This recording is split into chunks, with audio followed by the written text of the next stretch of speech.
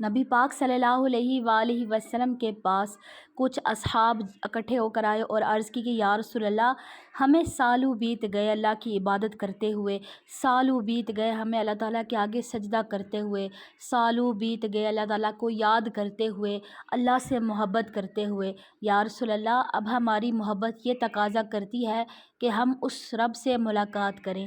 سبحان اللہ۔ تو وہ علامہ اقبال نے کیا خوب فرمایا نا، کبھی اے حقیقت منتظر نظر آنا لباس مجاز میں، کہ ہزاروں سجدے تڑپ رہے ہیں میری جبین نیاز میں۔ تو آپ صلی اللہ علیہ وآلہ وسلم نے اصحاب کرام کے یہ سوالات آپ نے سنے تو فوراً اللہ تعالیٰ نے جبریل علیہ السلام کو بھیجا اور قرآن پاک کی یہ آیت نازل فرمائی، اذا سألک عباد عنی فانی قریب، کہ جب آپ سے میرے بندے میرے بارے میں سوال کریں تو آپ ان سے یہ فرمائیں کہ میں ان کے قریب ہوں۔ اذا دعان، جب وہ مجھ سے دعا کرتے ہیں، ندا کرتے ہیں، تو میں ان کی دعا کو سنتا ہوں۔ سبحان اللہ، میں ان کی دعا کو سنتا بھی ہوں، ان کی دعا کو قبول بھی کرتا ہوں۔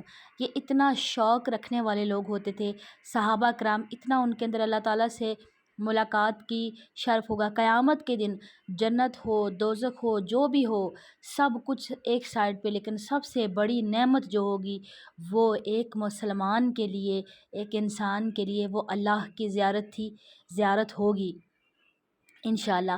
اللہ تعالیٰ ہمیں اس لمحے سے، اس وقت سے کبھی بھی محروم نہ رکھے، آمین ثم آمین۔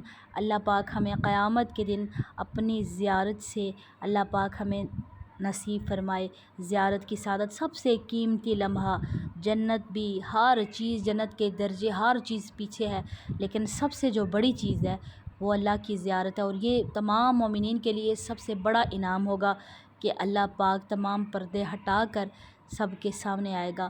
بس وہ وقت انسان کے لیے اللہ تعالیٰ ہمیں وہ وقت نصیب فرمائے، آمین ثم آمین۔